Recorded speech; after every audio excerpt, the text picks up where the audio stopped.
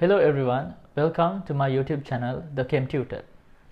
Today I am going to explain you the requirements that should be fulfilled in order to occur a chemical reaction.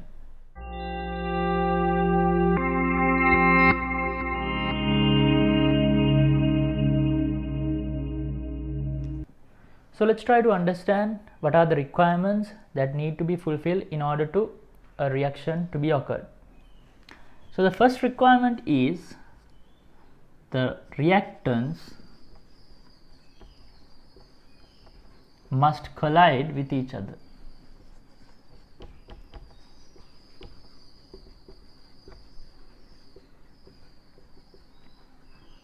So the first requirement is the reactant molecules should collide with each other. So will this collision guarantee products? Actually it is not, because this collision, the second requirement is this collision should occur in a proper orientation. So the second requirement is the collision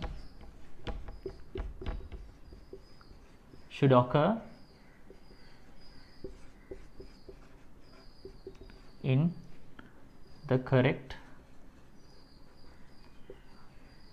orientation. So let's try to understand what this second requirement explains. So let's take an example. A reaction, nitric oxide reacts with chlorine and it gives NOCl and atomic chlorine. So as we know, NO molecule is like this and chlorine molecule is like this. So if these two molecules react in this direction, it will give the product, which is NOCl and chlorine.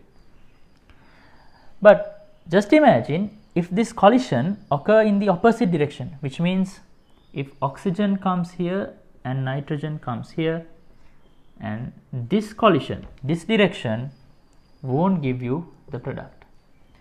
So now you will understand, in order to give the product, there is a proper orientation which need to be fulfilled. Now we have discussed two requirements, which is there should be a collision between the molecules, and then this collision should happen in the proper orientation. So now let's focus our attention on the third requirement. So though we have fulfilled the first two requirements, we should remember that we don't get the products unless we fulfill the third requirement, which is the collision should exceed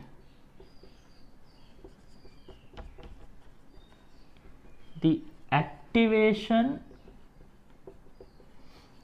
energy barrier. So it should exceed the activation energy barrier. So let's try to figure out what this activation energy is. So the reactant molecules should overcome this energy barrier in order to give the products. So let's try to understand by using a small reaction.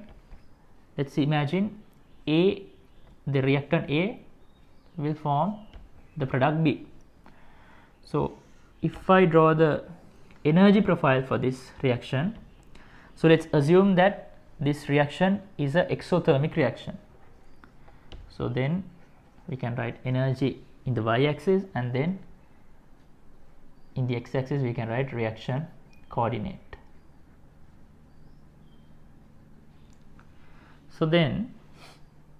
So as I said, we are assuming that this is an exothermic reaction, so the products would be like, it would appear here, and the products will have a lower energy than the reactants.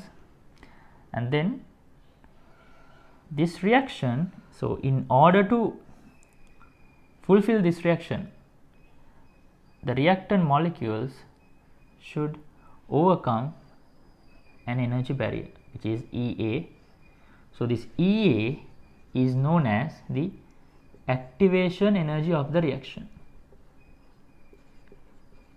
So it is the activation energy of the reaction. So although the first two requirements are fulfilled, if the reactant molecules cannot exceed this activation energy barrier, they are not going to give the product. So remember, the highest point of this graph is the transition state.